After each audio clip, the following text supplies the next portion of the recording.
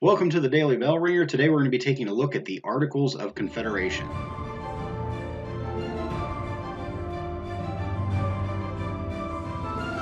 The Articles of Confederation, the original Constitution of the United States. Before we had the Constitution that we think of as being, ratified or written in 1787, we have the Articles of Confederation. All right, so it was actually written in 1777, and it was kind of, written because, for one, we had, just declared independence in July of 1776, and we needed some kind of government structure, especially since we're about to go into a war with Britain, but it doesn't get ratified or approved until 1781, even though it was written in 1777.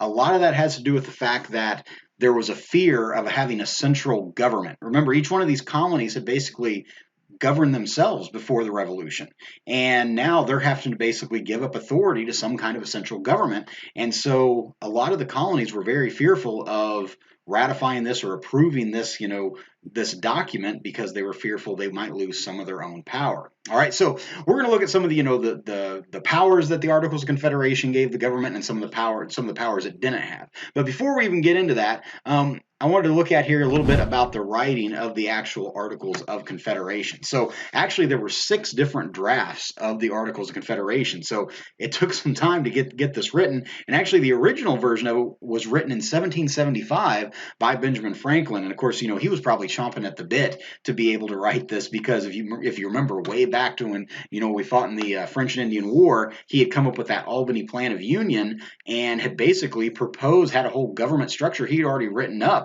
And everything. And so he was probably like, hey, I've already done a lot of this work. Let me just go ahead and write this up. But actually, his document doesn't even really get any serious consideration. It's actually this guy you see on the right here, John Dickinson of Pennsylvania. He writes 4 drafts of the Articles, and it's his final draft that actually gets accepted as the Articles of Confederation. All right, now, I don't want to sit here and just bag on the Articles of Confederation, because there are some good things that the Articles of Confederation accomplished. I mean, for one thing, it got us through a war, and then two, there's this thing called the Northwest Ordinance. I may make another bell ringer about that, where we add some territory to the United States, or to the United States. Also, it's because of the Articles of Confederation we are called the United States of America. It's within the Articles that we actually get that title of the United States of America. But what powers did the Articles give to the government? All right.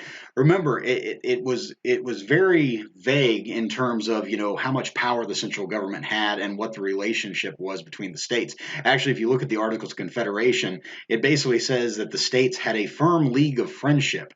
So that doesn't really tell you a whole lot. It's just kind of like we're BFFs, I guess, or whatever. So it doesn't really give you a whole lot of detail there as far as what the relationship is between the states. All right, but some of the things that the government could do under the Articles of Confederation was they could make treaties and alliances. That, of course, is going to come in handy when we get done with the Revolutionary War and we need to sign a treaty with Britain.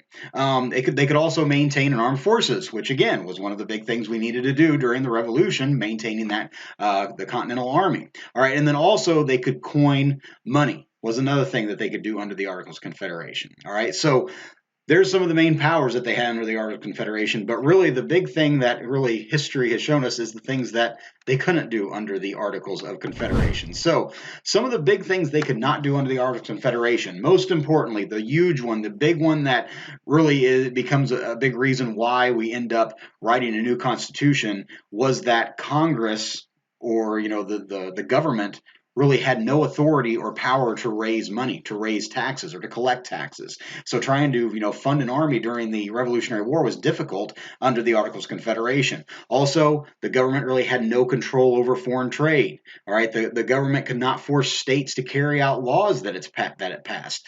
Also, another big weakness that it had was if they wanted to make an amendment. So if they wanted to change the document in any way, they had to get all 13 of the states to agree. That's really tough to do, to try to get somebody to vote unanimously for something. So really, they couldn't change the document once it was written, because they had to have all 13 states.